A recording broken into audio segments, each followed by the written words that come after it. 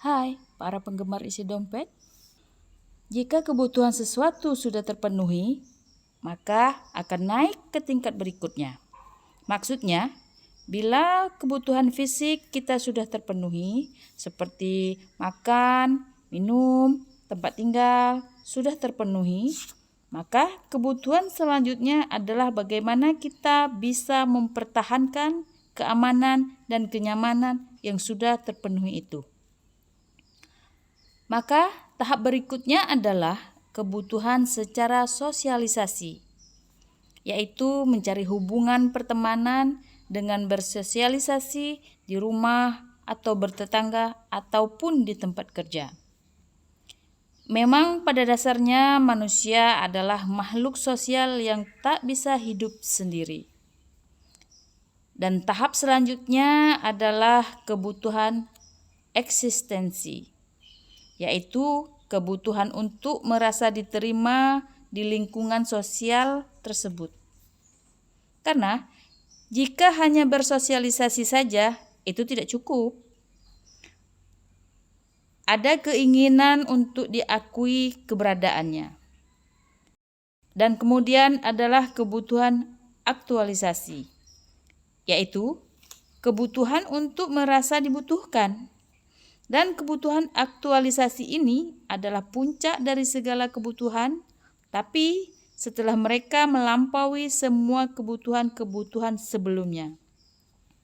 Yaitu mereka tidak pusing-pusing lagi mencari uang, karena justru uanglah yang mengejar-ngejar mereka. Mereka juga sudah terkenal, sudah eksis, sudah populis. Nah, itulah sebabnya mereka butuh kegiatan amal dan mereka siap memberikan apapun yang mereka punya sebagai bentuk aktualisasi.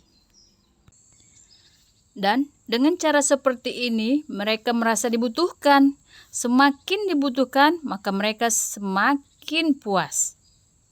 Banyak pihak yang meragukan teori ini dan ada juga yang mendukung. Orang-orang yang selalu melompati tingkatan-tingkatan ini, dia menganggap prinsip biar tekor asal kesohor. Enggak narsis, enggak eksis. Biar kiri, yang penting keren. Sehingga mereka berlomba-lomba ingin diakui, ingin dihargai, ingin dihormati, tapi modalnya sama sekali tidak cukup. Dan gejala-gejala ini mengena bukan hanya kepada satu kalangan saja, tapi hampir merata. Kalangan orang kota, orang desa, pelajar, mahasiswa, bahkan sampai pengusaha. Ada orang itu mukanya hancur, ekonominya amburadul, otaknya mandul, tapi dia pengen sekali eksis. Maka solusinya adalah menjadi jagoan. Ngebully orang, tawuran adalah makanan harian mereka.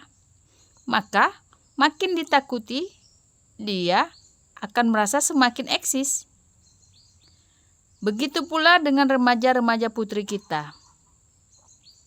Mereka bukan dari kalangan orang berduit, tapi ingin terlihat bonafit. Karena mereka menganggap gaya hidup itu adalah segalanya. Yang terjadi adalah penampilan dan gaya yang dipaksakan. Dan untuk kalangan orang-orang di perdesaan, sama. Mereka rela menjual ternak, kehilangan sawah, hanya untuk mengadakan hajatan sampai 2 hari 2 malam. Padahal untuk memenuhi kebutuhan sehari-hari pun mereka sulit. Mereka lebih memilih namanya kesohor, walaupun harus tekor. Zaman sekarang semua mata tertuju pada media sosial. Kalau nggak kuat-kuat, bukan mata saja yang sakit, tapi pikiran juga bisa sakit. Ibarat mendaki gunung, mereka lebih memilih lereng yang curam untuk segera mencapai puncak. Padahal, jalan seperti itu sangat sulit ditempuh. berharap cepat sampai ke puncak, tapi akhirnya terpeleset dan jatuh. Dan untuk bangkit kembali, mereka butuh energi yang besar sekali. Sebaliknya, bila kita menyadari kalau modal kita tidak cukup, maka mereka memilih jalan yang landai dan aman. Eksistensi perlu, karena itu kebutuhan kita. Tapi kita juga harus menyadari bahwa diri kita ini pun harus sesuai dengan kemampuan kita. Maka dari itu, jalani fase-fase kebutuhan kita secara bertahap.